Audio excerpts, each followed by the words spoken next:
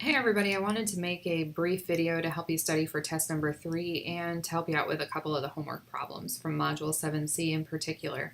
So I want to start with the Module 7C homework, which actually corresponds to solving trig equations on the test. So this is 7C problem number 8, and if we take a look at it, it has 2 cosine squared theta is equal to 3 sine theta plus 3. And we're going from 0 to 2 pi, not including 2 pi for our solutions. Now the first thing I notice is that this is in terms of cosine and sine, and I need it in terms of one single function in order to solve it. So I'm going to bring everything over to one side of the equation, and I have 2 cosine squared theta minus 3 sine theta minus 3 equal to 0. Now I've got some identities that I can work with to change things out. So I know that sine squared theta plus cosine squared theta is equal to 1. I don't have a relationship with plain old sine, so what I'm going to do is I'm going to take this cosine squared and I'm going to swap it out using the identity. Now if I go to swap this out, that means that I need it to be just equal to cosine squared, so I'm going to move the sine squared over. So cosine squared theta is equal to 1 minus sine squared theta. Now if I take this piece and put it in for cosine, then what I end up with is 2 times 1 minus sine squared theta minus 3 sine theta minus 3 is equal to 0. Cleaning this up, 2 minus 2 sine squared theta minus 3 sine of theta minus 3 is equal to 0. And that gives me negative 2 sine squared theta minus 3 sine of theta minus 1 equal to 0. Now I do need to factor it in order to solve, so if I'm factoring this thing, I'm going to bring a negative out to the front. And I have 2 sine theta and sine theta. I need it to add up to, if we're solving here, things that add up to 1, or multiply together to give me 1, are going to be 1 and 1. And since I brought this negative out to the front, what I really have is positive and positive. So plus 1 equal to 0. Now setting each of these factors equal to 0, I get 2 sine of theta plus 1 equals 0, gives me sine of theta equal to negative 1/2. And I have sine of theta plus 1 equal to 0, gives me sine of theta equal to negative 1. Now you do need to know your unit circle here, so if I'm dealing with sine of theta, I'm dealing with values of y. So y values negative 1 gives me a solution of this one, theta equal to 3 pi over 2. Negative 1/2 means that I am looking, whoops, that's a bad draw, but you get the idea, here and here. This one is 11 pi over 6. This one is 7 pi over 6.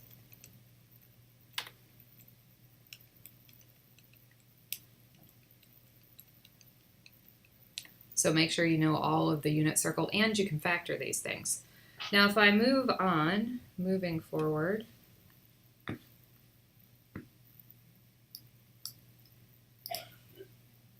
going to the next page. Problem 2, I've also gotten some repeated questions on, and I think it's not because people don't know how to do it. Rather, nobody is looking at the domain restrictions on it.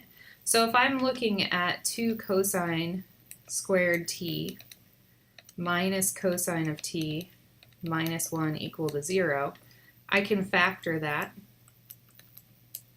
So I get 2 cosine of t, 1 and 1, I need my middle term to be negative, so here we go.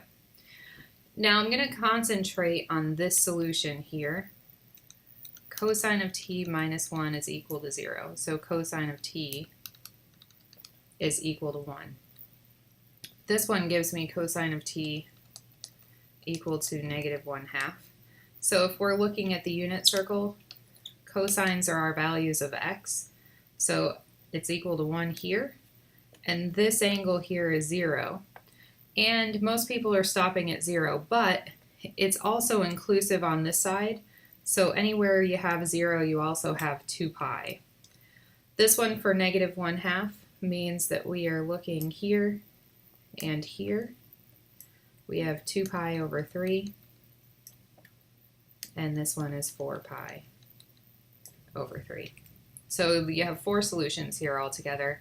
Most of the people that I've gotten emails from have had 3. So take a look here. It's this coterminal angle.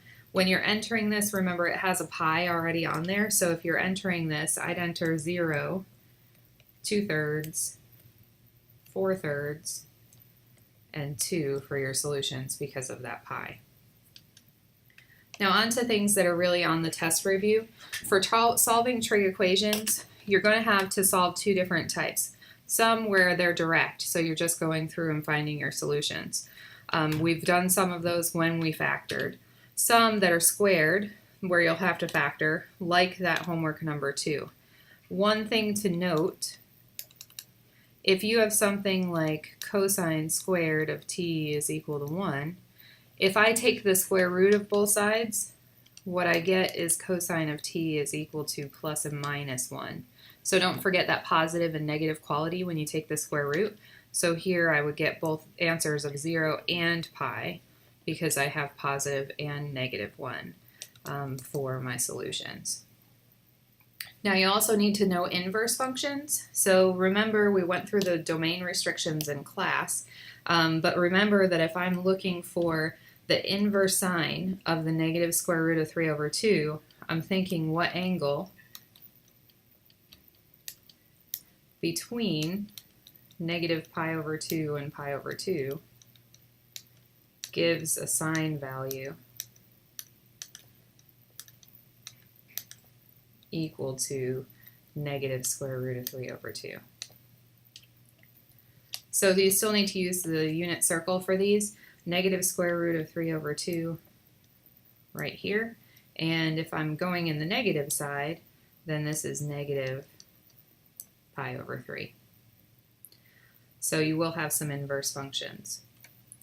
Next kind of thing you'll have to work on for the test is a rational function. So going through all of the details for a rational function, think like the Module 8 problems from lab. And the first thing you should do is factor it. So this factors into x plus 1 times x minus 1 on the top. On the bottom, I have 2x and x, 1 and 1. My middle term's positive. So here are my factors. Now don't cancel anything until after you find the domain. So you're going to be asked for domain. If I were looking at domain, domain comes from the bottom of the function. And if I am trying to find domain here, x cannot equal negative 1 from this one. And x cannot equal 1/2 from this one. Now to get these, all I did was set each of those factors equal to 0 and solve for x. So set this equal to 0 for your domain. If I'm setting this up, that means I have negative infinity to negative 1, negative 1 to 1/2, and 1/2 to infinity. Now I'm going to go through and cancel anything I can. So this x plus 1 can cancel. And I'm left with a simplified function of x minus 1 over 2x minus 1. And we'll go from there for vertical asymptotes. So if I'm looking at the vertical asymptotes, I'm setting this bottom equal to 0, and I get x is equal to 1/2.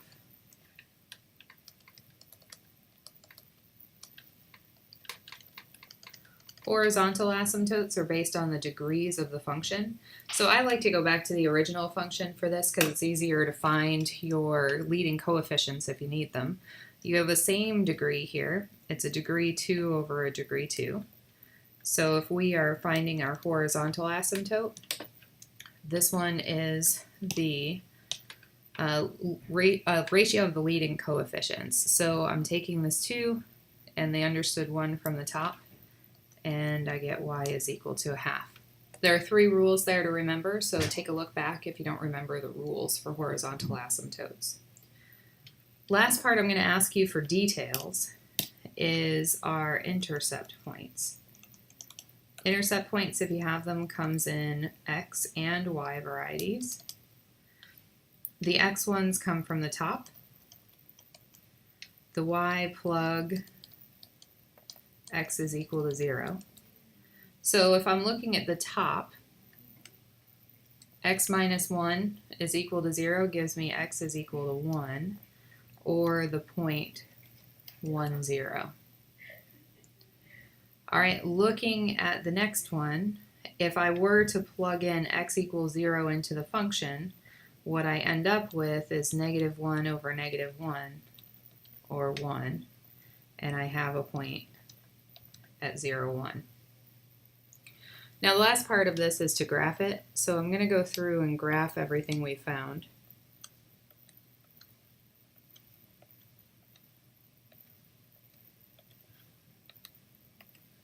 First thing I'm graphing is my vertical asymptote. So it says x is equal to a half, and if I am plotting that in,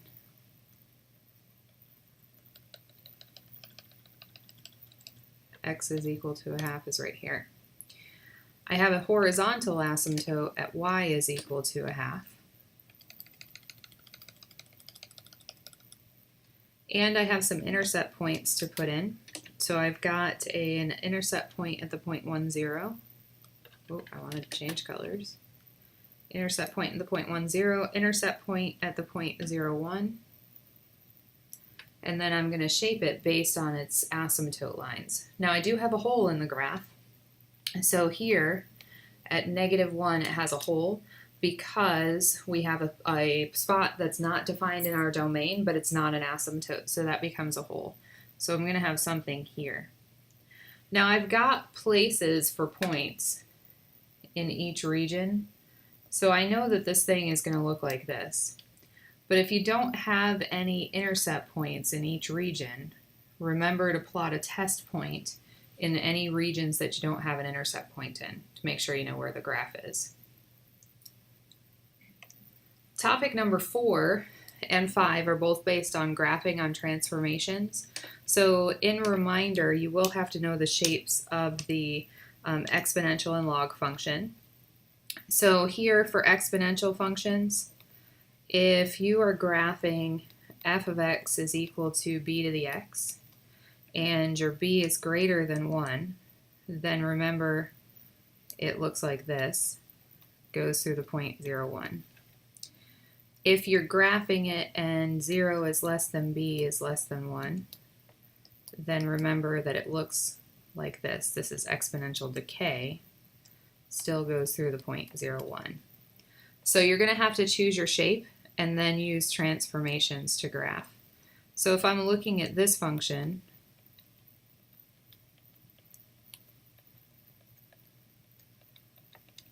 then plus 3, and with the x goes left, plus 4 goes up.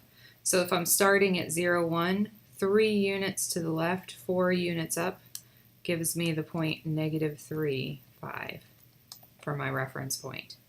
And then it's the same shape. So this is the increasing shape. Looks like this. Your asymptote line would be a horizontal asymptote at y is equal to 0. Or I'm sorry, it starts at y is equal to 0. Moving up 4 units, we have y is equal to 4. Similar concept with the log function. So remember that your general shapes of the log, if you have f of x equal to b to the x, I'm sorry, log base b of x, and we are having b greater than 1, then our overall shape of the function is like this. this is the point 1, 0. If 0 is less than b is less than 1, then it still goes through the point 1, 0, but looks like this. So this would move 3 units to the right, 2 units up, and it would follow this shape here.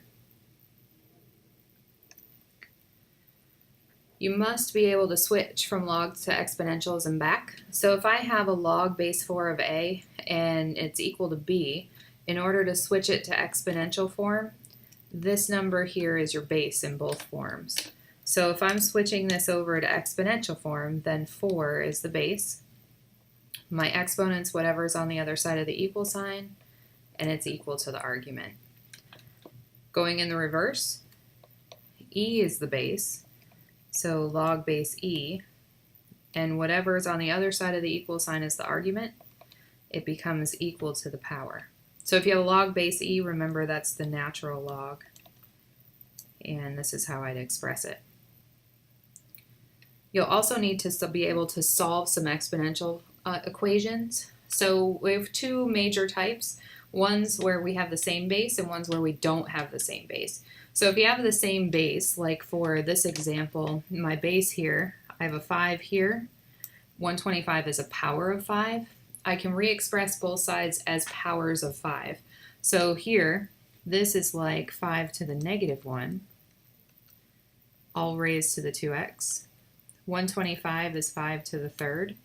So if I continue on, then this is 5 to the negative 2x equal to 5 to the third. Once I have the same base on both sides, I can set the exponents equal by that 1-to-1 property. So negative 2x is equal to 3, x is equal to negative 3 halves. Now if I don't have the same base on both sides, but I can isolate the exponent on one side of the equation, then we can switch forms to solve. So I have 2 to the x plus 1 equal to 3. 2 and 3 I can't make the same by powers or rules of exponents. So I can change this to a log form because the exponent, x plus 1, is isolated on one side. So if I'm changing that over, that means I have the log base 2 of 3, and it's equal to the power x plus 1. If I need to solve for x, I just subtract 1 from both sides. So the log base 3, or base 2 of 3, and log base 2 of 3, and I'm subtracting 1, and it's equal to x. Now this is an exact answer. You don't have to put it in your calculator to solve. You should know the properties of logs. So remember properties of logs. If I have a log of base a of a, it's equal to 1. If I'm raising that to a power, then it's equal to the power. And you have rules like anytime you take the log of 1, no matter what, you get 0. If you are thinking of something like the log of 0 or the log of negative 1, remember the domains for the log. So these do not exist. No solution. If I have the log base 2 of 8, 8's a power of 2. So log base 2 of 2 to the third, and by this rule here, that ends up equaling 3. So be able to manipulate some rules of logs. You should also be able to write as a sum or difference. So remember, we split these up wherever we have multiplication or division. So I'm going to split it here, here, and here, and end up with multiple terms. Going through and writing it, that means I have the log of x to the fourth. Anything on the top is plus, so positive log of y to the third, plus log of the square root of z. And at the bottom, I have minus log of x minus 2 squared. Now, before you're done with this kind of problem, you do have to bring all your exponents to the front because they become multiples. So 4 log of x plus 3 log of y plus a square root, 1/2 power, log of z, and minus 2 log of x minus 2. Remember that if you know how to do these and you don't need that middle step, you can just go forward and write your answer. You'll have to go in the reverse too. So if I'm writing as a single log, the first thing I do is bring my exponents to the top. So this is equal to log of m to the 1/2, or the square root of m, either is fine, minus log of n minus 1 squared plus log m plus 4 to the 3rd. Putting that all together, I write one log and then a fraction bar, put everything positive on the top, negative on the bottom. So m squared, or n to the 1/2, is positive. Also positive m plus 4 cubed, negative n minus 1 squared, and we have something like this. Last couple of topics. You should be able to solve a log equation. So if I'm going to solve a log equation, like exponential equations, you have either they're all logs of the same base or they're not. So if they're all logs of the same base, think consolidate, and then you're setting your arguments equal. So if I'm consolidating, this is log of x times x minus 21, and it's equal to log of 10 squared. Now that I have log of, this is base 10 on both sides, then I can set my argument equal. So x times x minus 21, x squared minus 21x, and it's equal to 10 squared is 100, x squared minus 21, x minus 100 equals 0, and then I'm going to factor to solve it. So factors that equal 100, 25 and 4, so x minus 25, x plus 4 equals 0. This one gives me x is equal to 25. This one gives me x is equal to negative 4. Now anytime you have logs, make sure that you go back and check your domains. So here, if I'm looking at this one, I have x and x minus 21. So I need it to be at least greater than 21 in order for it to be a solution. This one is not true, which means that this is my only solution. I also have types where I don't have log of everything. So if I'm looking at this next one, then I can consolidate the left-hand side. So log base 2 of x minus 1 cubed times 4. I will put that 4 on the front where it looks nicer. So I still have a 5 by itself though on the other side, so it's not a log. Isolate and change forms just like the exponential one. So if I change this to exponential form, my base is 2, power is 5, and I have 4 times x minus 1 cubed. 2 to the 5th is 32.